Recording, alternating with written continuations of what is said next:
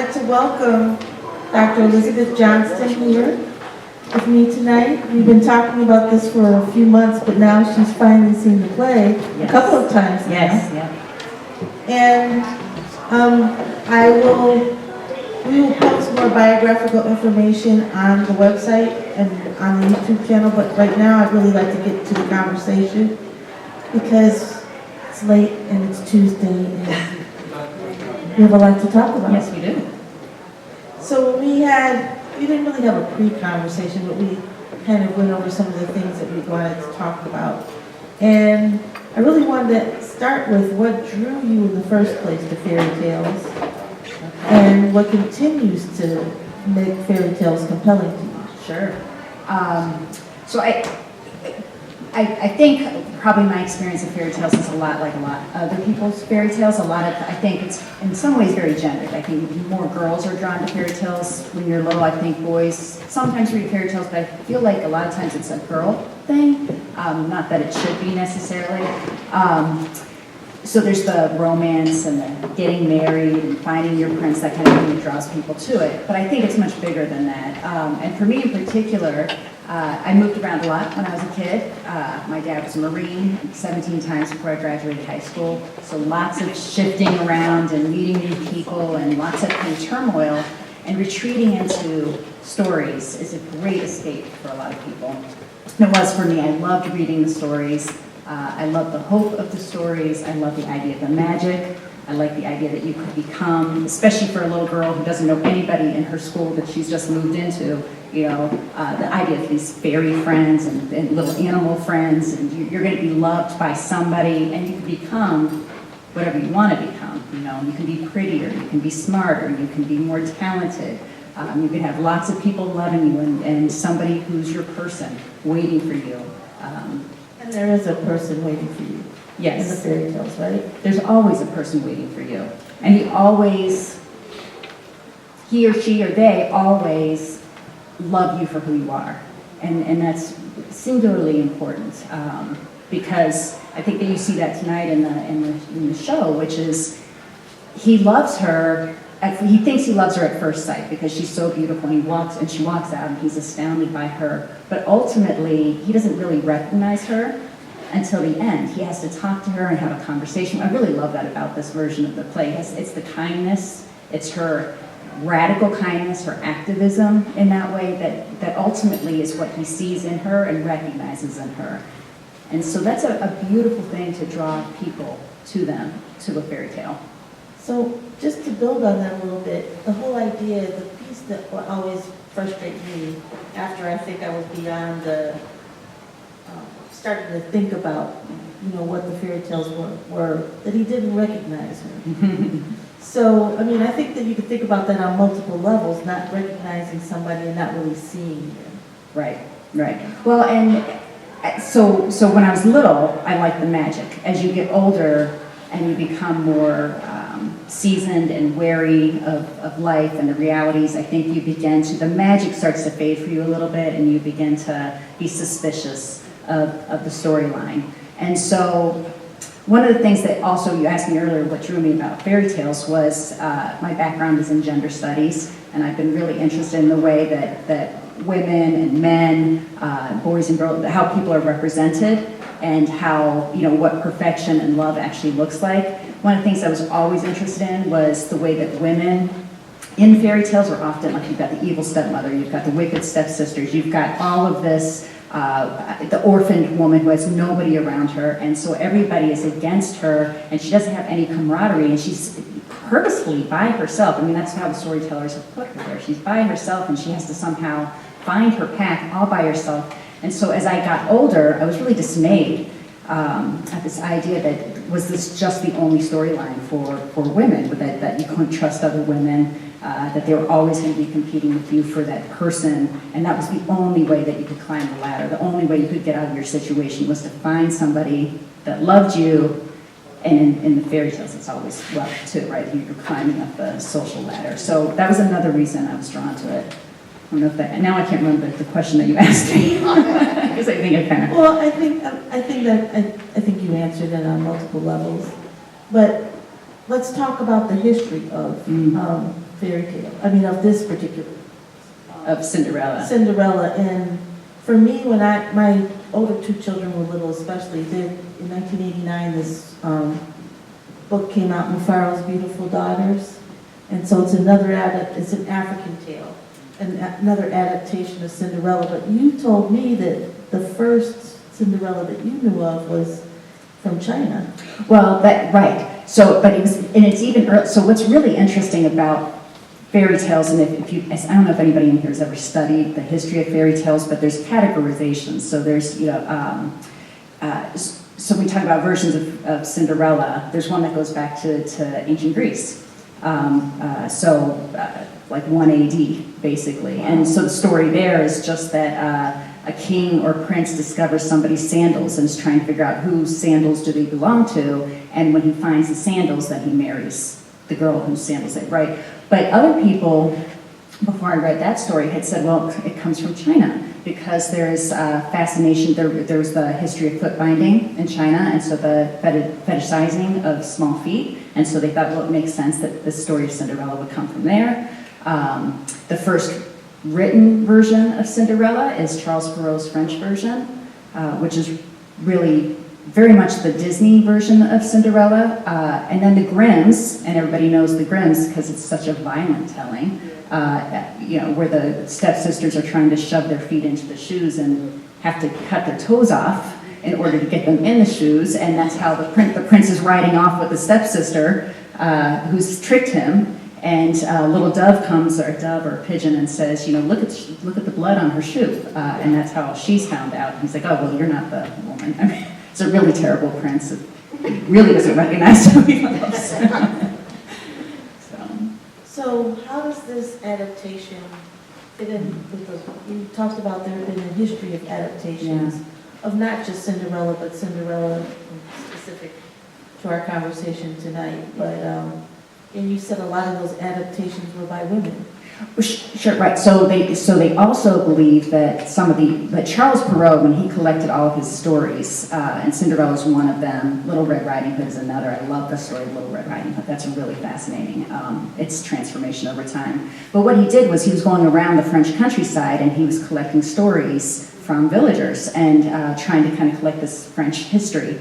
And a lot of the stories, all of our fairy tales, the European versions of them come from the women who were sitting around washing clothes, passing time. In fact, a lot of people think the first novels actually come from women writers.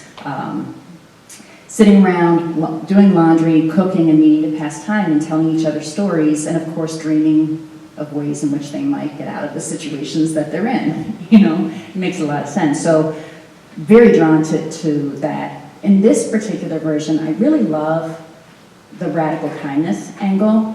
I mean, there's a lot of traditional stuff here, right? So she still ends up with the prince. There's the conversations about her beauty.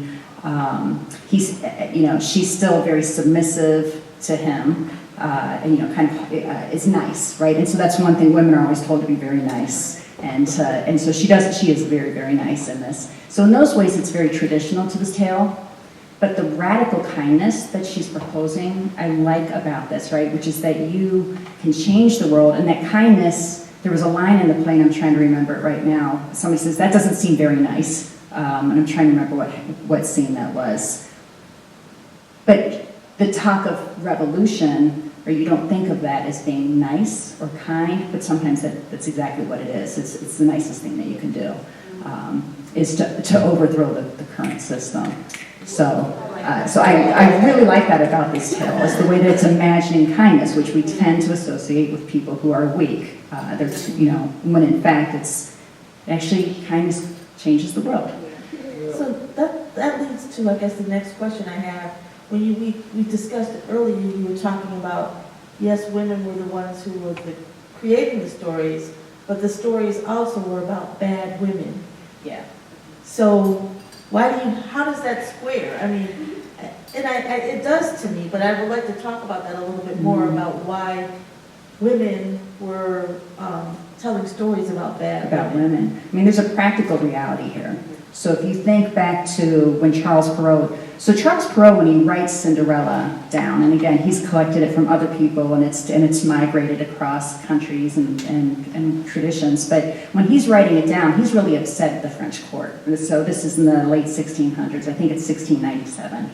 Don't quote me on that one, he's a little bit after 1700. But he's unhappy with the excesses of the French court. He doesn't like all the promiscuity that he sees, and so he creates stories to try and get women to behave the way that he thinks women should behave. And a practical reality at the time that he's writing is that if a woman is going to have any power in the world, and this is actually, in some ways you could argue that it still is a real problem that women face today, is that they have to find economic viability and move up. And how do women do that in a time and space where you can't go to college? You don't have access to birth control, contraception, right? There's like realities, like your only way that you can rise up in the world is through marriage. And so who is going to interfere with that? Other women. And daughters, too. So you're also talking, like, why are there so many evil stepmothers? It's because you've got a situation where lots of women die through childbirth, right? And so the fathers have children, their first wife dies, their second wife dies, their third wife dies, they're remarrying, and now those new children are competing with the first children, and so they're all trying to get the same resources. And so a lot of those stories are about just practical realities for women. It's like, how do my sister wants, like you see it in this very play. And I like that about this play too, because I think the one sister is much more sympathetic of a character, right? And even Charlotte, I like her. She's feisty, right? She knows what she wants, and I like that she's not necessarily the traditional feminine role. She's like, why doesn't anybody want a girl like me? I get that, because they're still operating within a sort of gender framework in which is a particular kind of femininity that's valued. And you have to behave that way within that narrative if you want to get what you want to get. So if women were creating the tales, they were trying to indoctrinate their daughters on how to be successful? I don't know if they were trying to, maybe. Right? It was just a reality. This is what you do. You have to watch your back.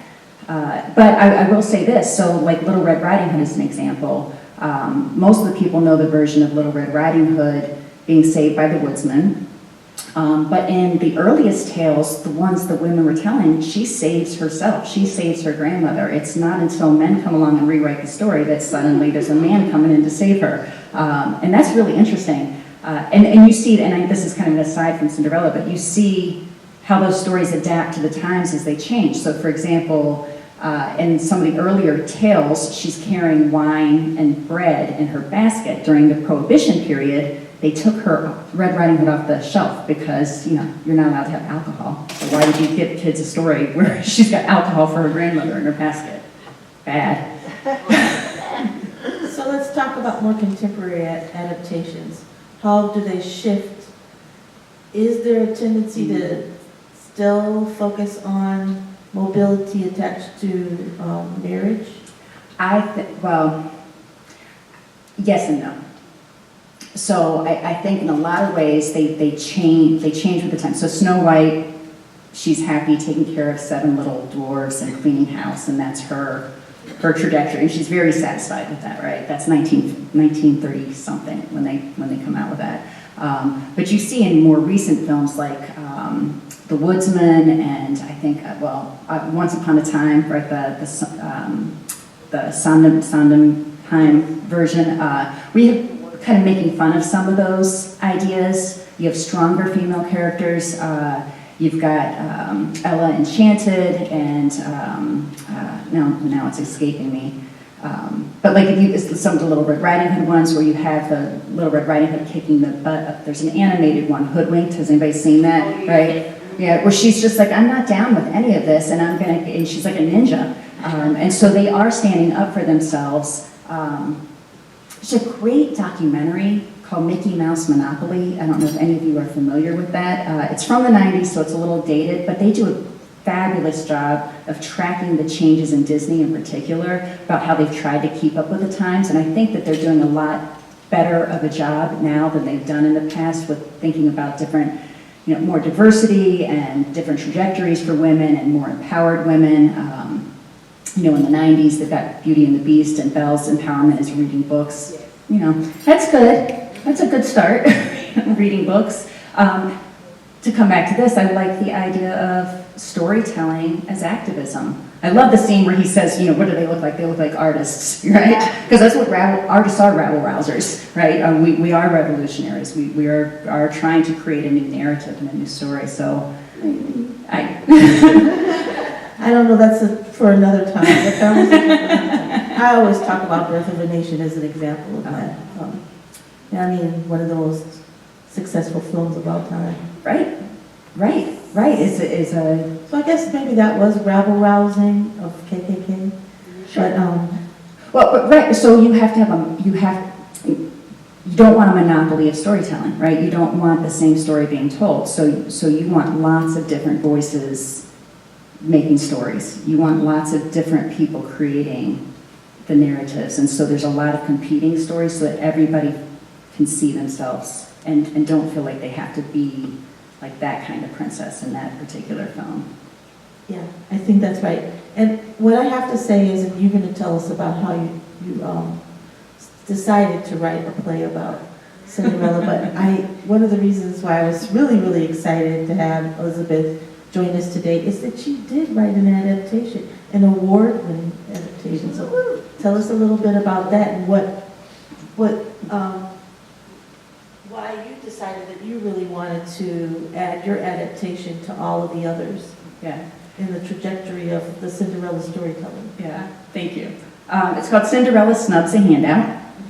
And I was listening to all of these people from a very conservative angle complain about people getting handouts from the government. Getting, everybody wants something. Why can't people, you've heard, they pull themselves up by their bootstraps. Why do we have to help people out? And I was like, why do these same people love fairy tales so much? That's exactly what's happening in Cinderella. Somebody swoops in, and gives her what she needs to move up in the world. And so why do the same people who complain about handouts, what they see as handouts, hate or love fairy tales so much? It's okay in fantasy, but not in reality, I suppose. So I created a play called Cinderella Snubs a Handout, in which the fairy godmother arrives to offer Cinderella these very things that will help her move up. And Cinderella has been watching a lot of conservative news and says she's a socialist fairy, and she doesn't want her handouts, and she will work her way up herself. And meanwhile, she's suffering she's broken her foot in the shed that her stepmother's making her sleep in. And so there's the conversation. Oh, she doesn't want to sneak into the ball. She doesn't want to be one of those people who sneaks in over the borders of things. And it's so I had a lot of fun satirizing arguments that are made against people who lack privilege and who really are in need moving up, and those of us who do have access to resources and do have privilege, being generous enough, like saying, well, how can I help you? In what ways can I step back and let you move forward? That's the beauty of the fairy tale, too. That's the radical thing that's in the fairy tale that I would want more people to recognize. Or as it should be, baby. Yeah, right. I want to come back to the whole idea of women being put in the position of thinking of other women as their foes and enemies, and what impact that has on little girls and relationships as they develop. Yeah, it's not.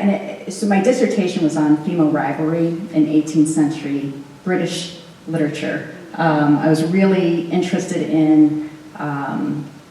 I was interested in 18th-century British literature and women writers to begin with, and so that's what I ended up studying. And I was reading romance stories written by 18th-century women writers. I was really interested in the ways that women writers were reimagining stories that had been told for all the decades before them. They were complicating the relationships. So I was watching. It was very much like a fairy tale. So I am bringing this back to the fairy tale. So the story of the fairy tale of the woman seeking her way up and needing to be loved by a man, that's everywhere. That's not just in fairy tales. It's in Joe Millionaire and The Bachelor and all the reality TV shows and the soap operas. And so it's not just that we read the fairy tales to little girls and they learn from that.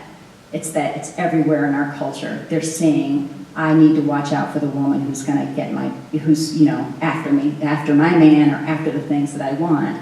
And I think it does. I mean, I grew up, I teach college now, I teach at MCC, and a lot of time I teach women in literature, and I taught gender studies courses at Rockport, and a lot of times young women will say, I can't trust other women. I'm not friends with other women because I don't trust them, I only like men. And that always makes me really, really sad, because the women that have been in my life have been such a source of support for me.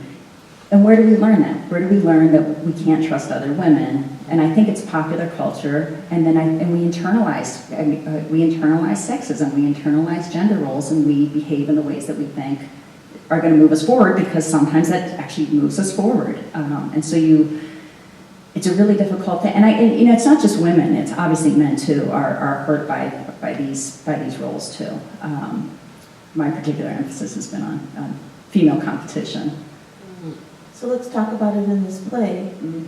Did you see the adaptation moving the relationships forward by making the relationship, even with, I think, the stepmother, not quite as drastic or as in traditional versions of Cinderella? I mean, certainly that's there. Oh yeah. But it does seem it's softened. Yes. It's softened a little bit, right? She's not throwing lentils into the ashes and saying, no, pick all those out. And there's moments of camaraderie. There's that beautiful scene where they're sitting on the stool.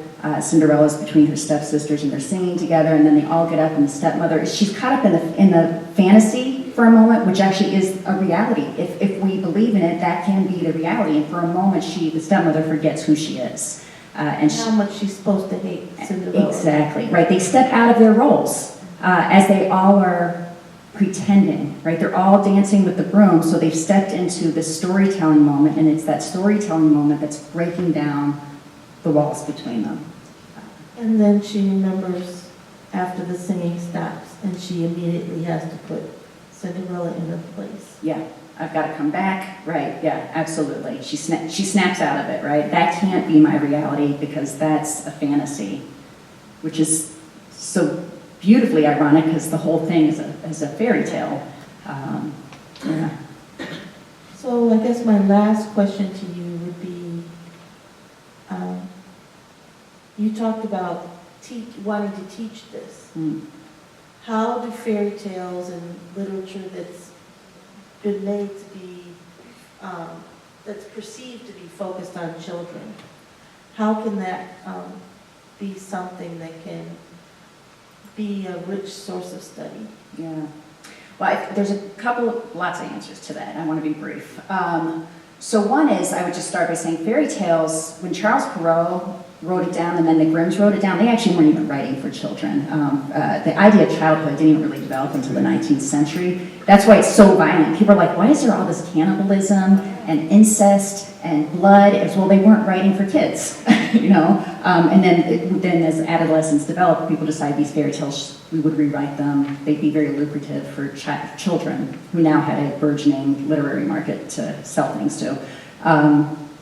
Is that why they were adapted and changed? Like my mother always read the original versions to us. Yeah. And we were terrified. Yeah. The Grimm's Grimmest. I have those on my shelves, and they're terrifying. Evil stepmother feeding her husband's son to him. I mean, they're horrible. So in terms of how we adapt them now, I think we see that happening everywhere. It's all over the place. A lot of women writers have done fabulous stuff. Margaret Atwood, Sylvia Plath, Anne Sexton.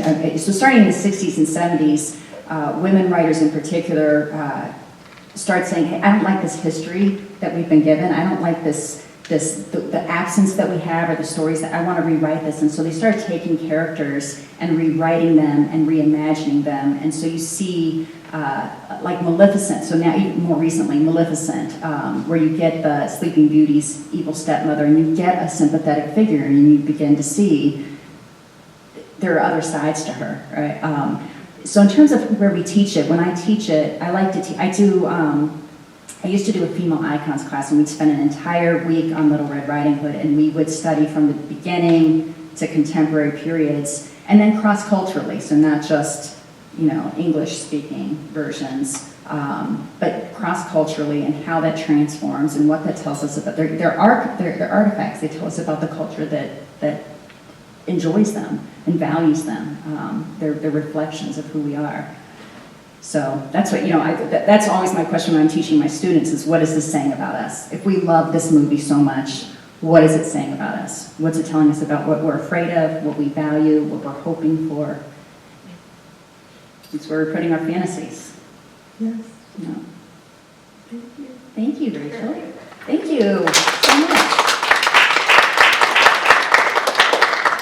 And we will post this within a week to our YouTube channel. But thank you. I'm very happy. We've been talking about this since last summer, I think? Yeah. And when I found, Takia Graham, I'll give her a shout out. She's the one who said that I had to talk to Dr. Elizabeth Johnston, and I said, oh, thank you. And then afterwards I was like, thank you. Yeah. Have a good night. Thank you so much.